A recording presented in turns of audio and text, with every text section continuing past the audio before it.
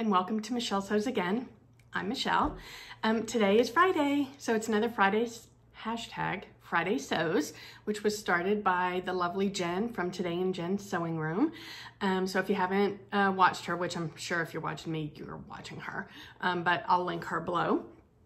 And if you got to check the hashtag out in the search bar in YouTube, because there's a ton of people that do the Friday sews and it's just a lot of fun watching them. So I encourage you to do that. All right, so what I want to talk about today, I'm going to do some sewing stuff and then just a couple of things life related.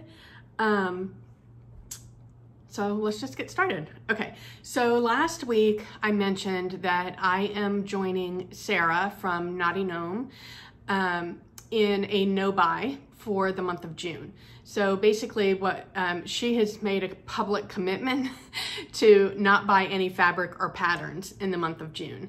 And I am totally on board with that challenge because I spent a lot of money on fabric specifically in the month of May, and it's time for me to kind of slow my roll a little bit. My husband's very on board with this challenge as well, by the way.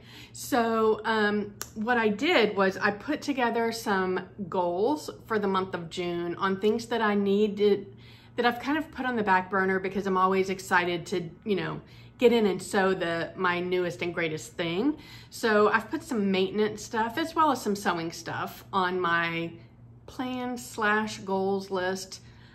There's quite a bit on here, so I'm not sure if I'll complete them all, but at least I've got an action plan in place. And usually I'm just like willy-nilly, like, what do I feel like doing today?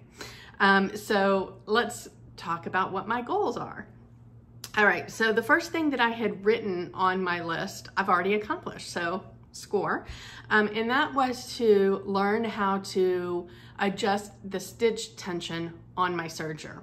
So I worked on that last night. So I bought my serger last year, late summer, early fall, in that time range. And I haven't, other than changing the thread because the thread that came with it ran out, I haven't tackled any of the settings or anything. I just like put my fabric in and go. So I do have moments where like my stitch tension is like really tight, and other moments where it's like one of the looper threads is coming over the front. So I spent a little bit of time. I still have a lot to learn, but I spent a little bit of time kind of playing with that because I wanted to work on a t-shirt, which I'll get to that in a minute. And what I learned, I watched a 6-minute video on YouTube, and gosh, I can't even remember who it was now. It's not somebody I normally watch, but I'm added her to my subscription list because it was informative. But basically she told me to go to my manual. I was like, oh, I hadn't thought of that. So I do save my manuals. So I went and pulled my manual out, and there is stitch tension diagrams and instructions for how to make adjustments for those specific tension issues. And so I was able to fix it in like 2 seconds flat. So that was good. So that's number one on my list and checked off. The next thing is I want to learn how to maintenance both of my machines in terms of like, because I mean, I clean out the fuzz and that kind of stuff, but and I have started changing my needles, at least on my sewing machine. Now I realize I also need to change them on my serger, and I need to learn how to do that. But I want to learn all the maintenance stuff that I can do before it gets to the point where I need to send it out to somebody else. So that's on my list, to learn how to maintenance both of my machines. The next thing on my list is I want to organize my scrap pile. And what I mean by that is I've got a big basket with all of the, if I have leftover fabric of like a yard or more, then I fold that back up and put it in my fabric stash. If it's less than a yard, even if it's like a whole, like a big piece, I throw all of that and all the little bitty pieces. I throw all that, I have a big basket that is now very overflowing, I throw it all in there together. And what I'm thinking is that I want to separate my basket into two and have one basket with all the itty bitty pieces, because I do think I want to make that closet core poof sometime in the future. So I've got I'll put all my itty bitty pieces in one basket, and all my bigger pieces that could be used for like accent pieces like cuffs or even like you know, sleeves or shoulder pieces or whatever. Since I do love to color block so much, I think that those bigger pieces could come in very handy in making like a scrap buster top or even a tote bag or whatever. So I want to separate those so that I don't have to go through that big tall basket of stuff when I want, because I'm not going to.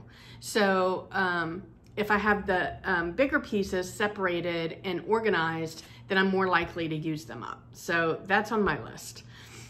I have some, what do we call them? UFOs, unfinished objects. I have a couple of things that I want to get to. So I made my April dress in April. I made the April dress, the one from Forget Me Not Patterns, and it's the one with the wavy, like the wavy seam line in the middle of the skirt. Love the dress, but I never hemmed it. So I need to hem that.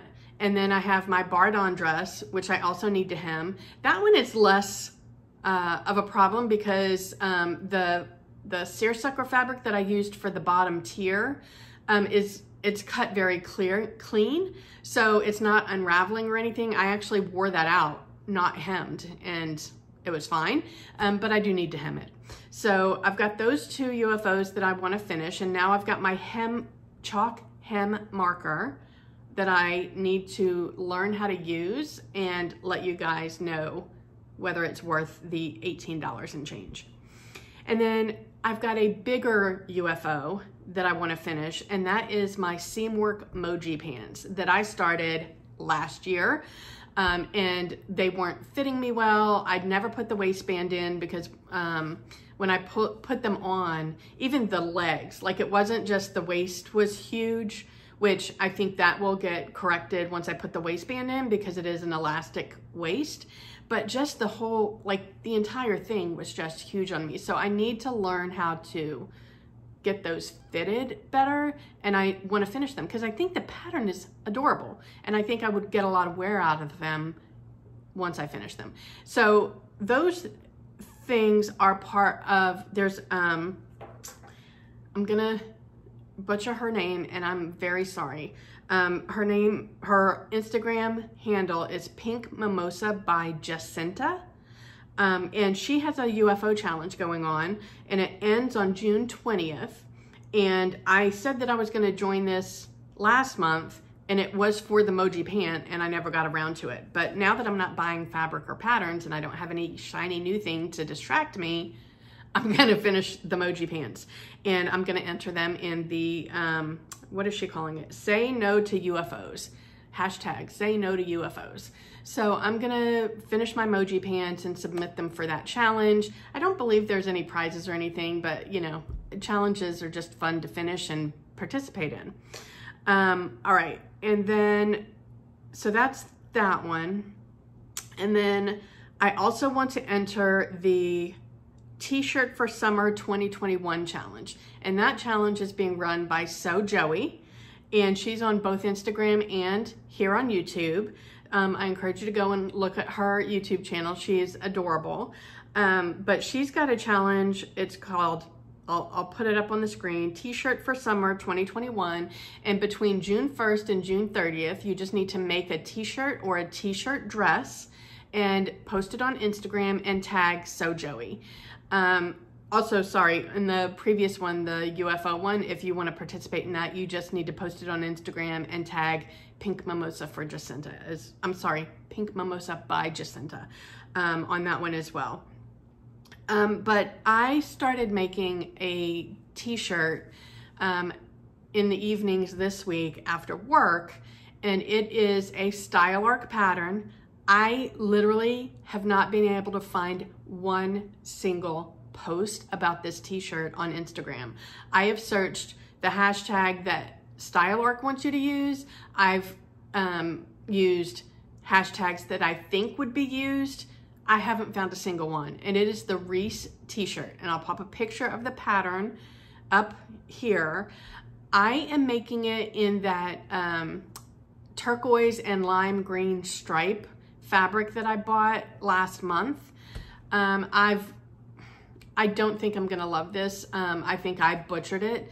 The way that the seams come here, there's pockets in the seams, and with the fabric that I'm using, I don't know, it just doesn't lay flat. And if I made it again, which I might, I don't know, if I made it again, I would eliminate the pockets just because they're messing up the lines of the front.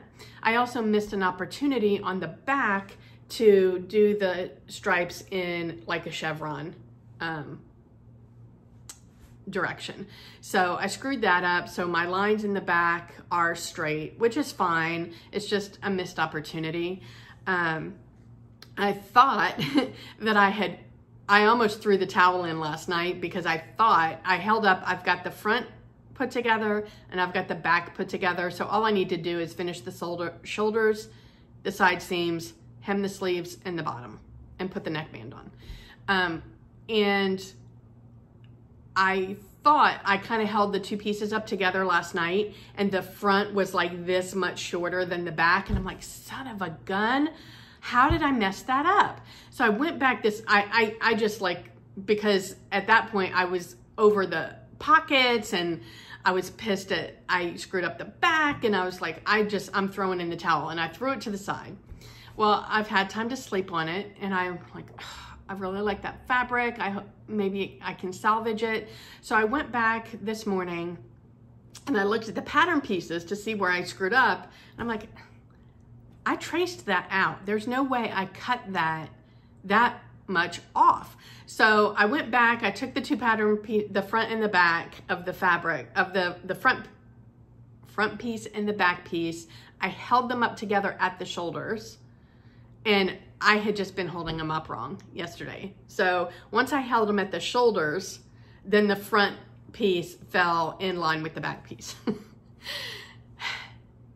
When you're at a point of frustration with your sewing, you just need to step away. So I'll finish that up tonight after work, and I'm gonna enter that in the t-shirt for summer 2021 challenge. I also want to make another Lido, seamwork Lido t-shirt dress. I made the orange and white stripe one, and I really like that. And I think that that's a style that I'll get some use out of here in my new home, in my new environment, my new city.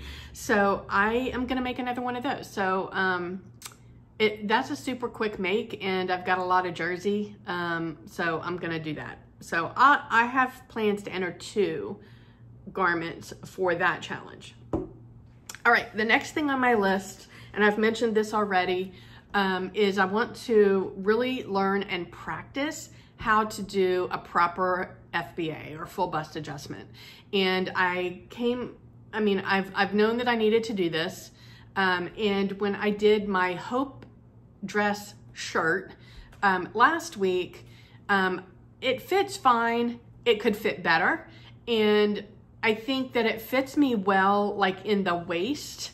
So that's what I learned from my little cashmerette school class, whatever you want to call it, the master fitting class for curves, is that when it fits there and it fits in the shoulders, but it's a little tight here, that's when you know that it's time for a full bust adjustment and not just a different size. So that is one of my goals this month, is to practice how to do a proper FBA, and I'm gonna do that on another Hope dress top, the top. And once I get that perfected, then I'm also gonna make a Hope dress because I think it's cute. The Hope dress probably won't happen this month, but another Hope top with an FBA is gonna happen this month. I also, next on my list, is the Lucky Penny wallet that I got in my May thread crate. And Andra from Andra Makes has already made this. If she put it in one of her videos, I can't remember which one, but it came out so cute. I'm excited to use a new material because you make it out of, it's this cork fabric. It's kind of cool. So I don't think that'll take a long time. So I've added that to my list, and I'm excited about like making that something new and different. Next on my list is I want to finish my summer sweater. If you follow me on Instagram, you'll know that I've already started making it. I've posted a couple of pictures. I am on Ravelry. If you're not on Ravelry, or if you are on Ravelry and you want to find me, I'm Mrs. Hall 617. And I used a pattern. I started using a pattern that I had downloaded on Ravelry, and it's called Square-ish. I forget who the designer is. I'll put that up here so that you know that. It's a really cute, basic sweater. It's just 2 square pieces, hence the name, that are sewn, pieced together or seamed together at the shoulder seams and the side seams. It's literally just a straight garter stitch. I'm not a huge fan of the garter stitch. So I was making it and I wasn't loving it. So I ripped it all out and I started over. And so I'm kind of doing my own thing. The only thing that I'm using from the pattern is the number of cast on stitches. So I ended up putting in a 2x2 rib, and then I'm doing it in a seed stitch. Well, because I've completely 99.9% changed the pattern, the recommended yardage is now not going to be enough for, so I had enough of this one yarn, this color, this really pretty emerald green. I had enough of that to do the original pattern, but so I had 4 skeins of it and it was going to be enough. I forget how much yardage it was. But then I started making it my way and realized that this is how much 1 skein makes of the front. And so knowing that I had 4 skeins and that was going to be enough, then it should have been 2 skeins for the front, 2 skeins for the back, because they're both the same exact piece, just seamed together at the shoulder and the sides. And I knew that that was not enough. That was not half of either the front or the back. So I was like, okay, that's fine. I'll just color block it because that's what I like to do.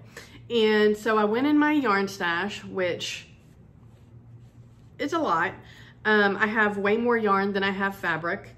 But I've also been knitting longer than I've been sewing. And so when we moved, I also donated probably about half of my yarn because I knew it wasn't all gonna fit. So what I have left is half of what I used to have. Anyway, I went through and I found this beautiful Noro yarn. Oh, isn't that gorgeous? So I have 2 skeins of this and I thought, that goes so well with this emerald green that I figured I would do a skein of that in the middle of the emerald green. So my sweater is going to end up being, and you can see how pretty, look how pretty that's looking. I love it. So it'll be the green on the bottom, it'll be this in the middle, and it'll be green on top. And I think that's gonna look quite lovely. So I'm just working on this at night while my husband and I are watching TV, when I'm not sewing. And I think, you know, based on the rate that I'm going, I should have no problem finishing that in the month of June. Let's see what else. I did last week talk about, and that's on my Make 9, by the way. So I'm checking off one of my Make 9s once I finish that. Last week, I also talked about sewing a pair of socks that are part of my Make 9. Once I made my list up, I think it's pretty extensive. So I think I'm gonna push the socks off to the month of July. But I am going to put different make 9 item on my list because I think this will be pretty quick, and that is to make a tote bag. I found a video online, I forget who it was, but she made it look so easy.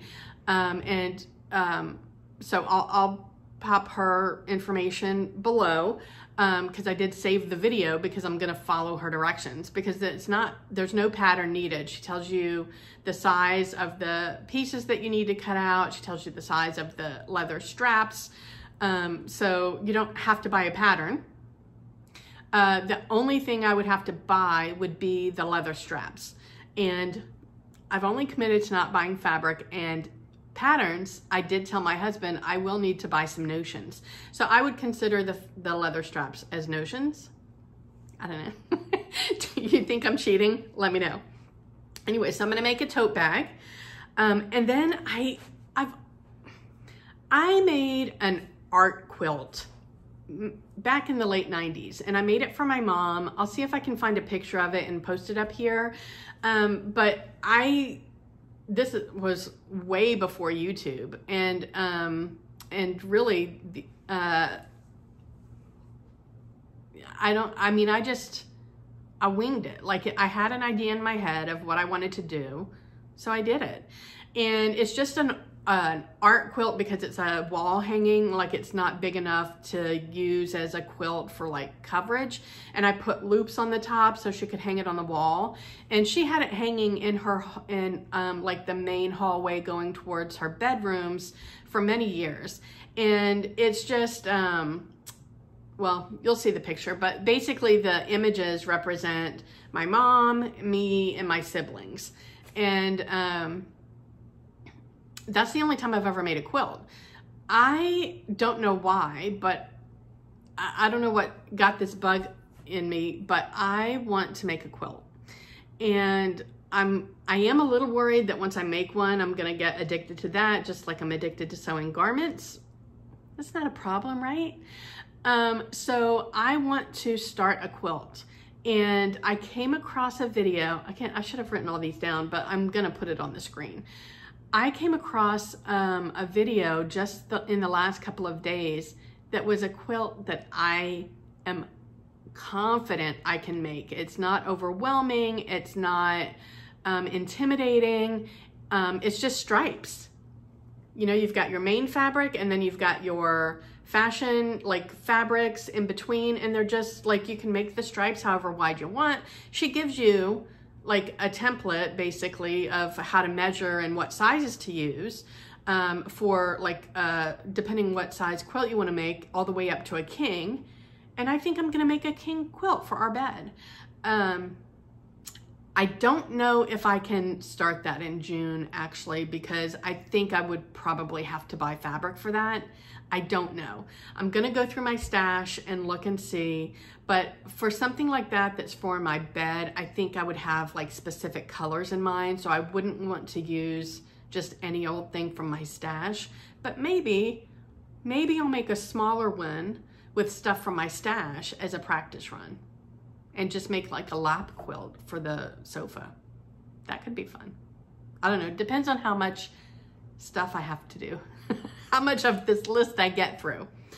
Okay, then I also wanted to share with you, and I'll do a review video on this probably tomorrow, but this is my final make for the month of May. I am honestly quite impressed with myself and how many garments I made in the month of May. I made 11 items, so that's kind of impressive for me. Anyway, so the final thing that I made was this Fiber Mood Ida. I think it was Fiber Mood. And I made it with this Dupes Designs fabric, Moore's Garden. I love this fabric. I'm gonna post better pictures of me, maybe a video of me doing a twirl so you can see how it fits me. And I am 99.9% in love with this, and I think this could be a go-to pattern for me with one change. So the pattern calls for interfacing in these sleeve cuffs, and that makes the sleeve cuffs kind of stand out as like wings. That is, from what I've seen of other photos, like this isn't a mistake on my part. This is how the shirt is supposed to be. I don't think I necessarily realized that when I bought the pattern. It's fine. I think I just wouldn't put the interfacing in. I put a lightweight interfacing. It's not heavy at all, but I don't like the way that they stick out like that. So I would probably just skip the interfacing and let them be floppy. Other than that, this is like a great pattern. It was super easy to sew up. The V-neck, it's V-neck in front and back. It's got a facing that's super easy to put in. I got a very nice and clean V, which I was very proud of, knowing how I struggle with that. And I put in one of my labels. So I'll put that, a close-up picture of that in here too. So yeah, I think I would like to make another one of these. And because this could be a super great go-to top for me to throw on.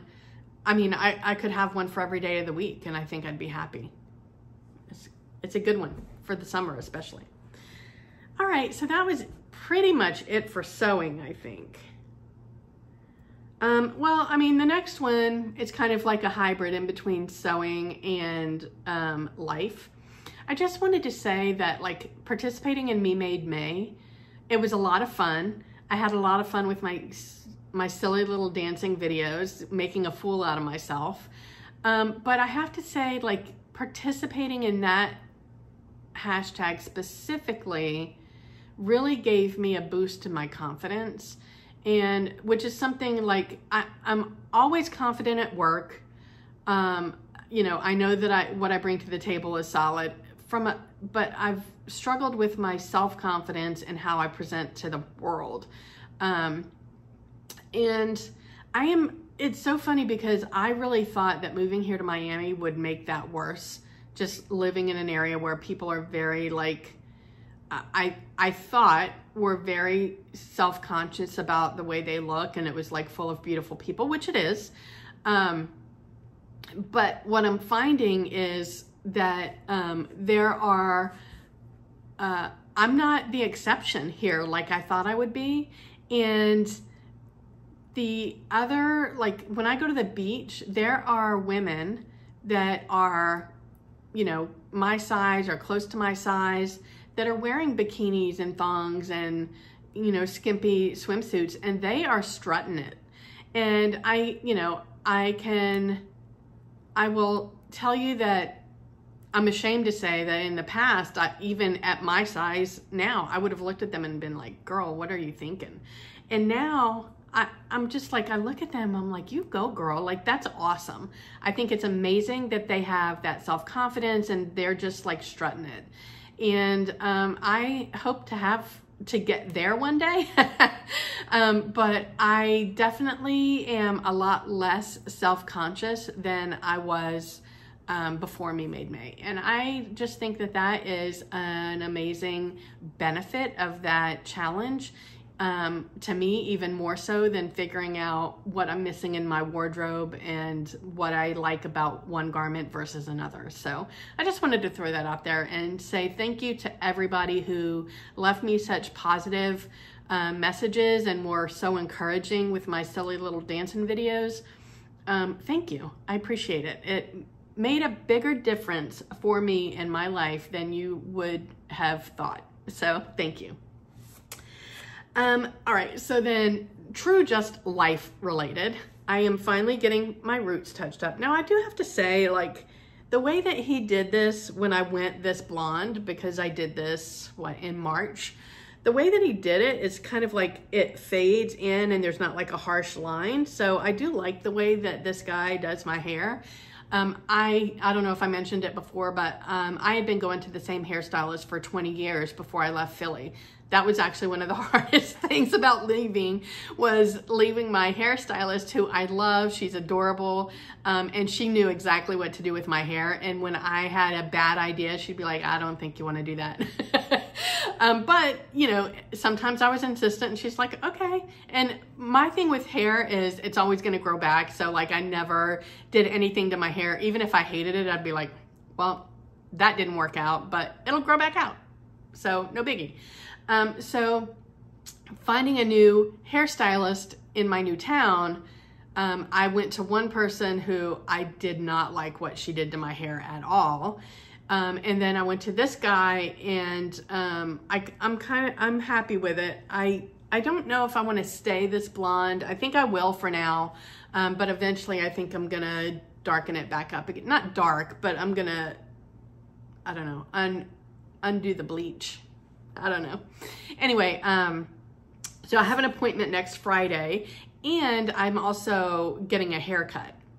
I don't know what I want to do though. So my challenge to you is, if you follow me on Instagram, it's the same handle, Michelle Sews Again, and you see a hairstyle that you think would look good on me, then tag me in the hairstyle and just say, Michelle Sews Again, here's a hairstyle for you.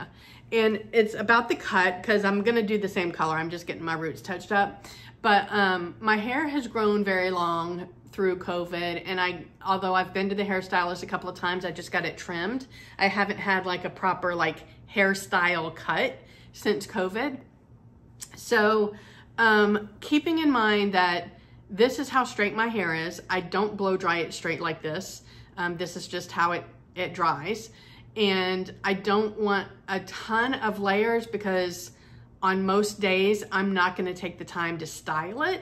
But I want the option to have a cute style if I decide to style it. So it's got to be a haircut that looks good, just like air dried or with something done to it. Does that make sense? And I have a lot of hairstyling apparatuses. So I've got a straight iron, I've got a curling iron, I've got, I forget what it's called, but anyway, I've got things to do stuff to my hair. So I would love to know what you think would look good on me. Let me know. Or post down in the description box here with a link to a hairstyle. That works too. And my final thing that I want to leave you with is, okay, so that's it for me and Friday Sews. So thank you so much for joining me. This was a long one. I didn't expect it to be that long. But thank you so much for joining me. Wherever you are, I hope that it's a beautiful day. I hope you get in a lot of sewing. And I just want to thank you so much for joining me. I really appreciate it. And I'll talk to you next time. All right, bye.